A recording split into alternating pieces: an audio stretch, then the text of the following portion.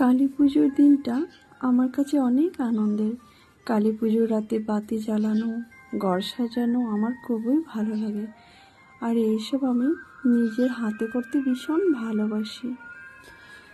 দুপুর 2টা নাগাদ ইয়নকে ঘুম পাড়িয়ে আমি ঘর সাজাতে লাগলাম। যদি ইয়ন জায়গা থাকে তাহলে আর কিছুই করতে দিবে না, সব কিছু নষ্ট করে দিবে।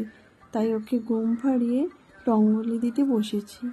ইয়নের তো এখন মাত্র 1.5 বছর, তাই একটু দুষ্টুমিটা বেশি। এই বয়সটাই এমন।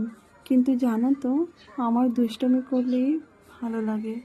এই দেখো, কথা বলতে বলতে রঙ্গোলিটা বানিয়ে নিয়েছি, ছোট করেই বানিয়ে নিয়েছি। তারপরে এই সেন্টার টেবিলটাকে ফুল দিয়ে সাজালাম। ফুল দিয়ে সাজালে না সময়টা অনেকটা কম লাগে। সেন্টার টেবিলটা যখন সাজাচ্ছিলাম তখন মা এসে বলল, বাহ, কি সুন্দর করে সাজিয়েছিস তো। আমি মাকে বললাম, ফুলগুলো ছিঁড়তেই না সময় লাগছে। তো মা বলল, আমাকে তো ডাকতে পারতি, দে আমাকে দে, আমি ফুলগুলো ছিঁড়ে দিই। আমি না মার রুমে গিয়েছিলাম, গিয়ে দেখি মা শুয়ে আছে। তো ভাবলাম কি সারাদিন দখল গিয়েছে, তো তার জন্য হয়তো মা ঘুমিয়ে পড়েছে, তার জন্য আর ডাকিনি। তারপর মা আমাকে সমস্ত ফুলগুলো ছিঁড়িয়ে দিয়েছে। আমি তারপর সামনের দরজাটা সুন্দর করে সাজিয়ে নিয়েছি। কেমন হয়েছে আমার ঘর সাজানো? ভালো লাগলে আমাকে নিশ্চয়ই কমেন্ট করে জানাবেন।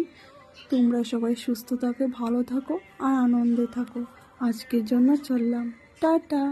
আগামীকাল আরেকটা ছোট্ট ব্লগ নিয়ে আসবো, সেটা কালী পুজোর 2nd ব্লগ হবে। বাই, ভালো থাকো তোমরা সবাই।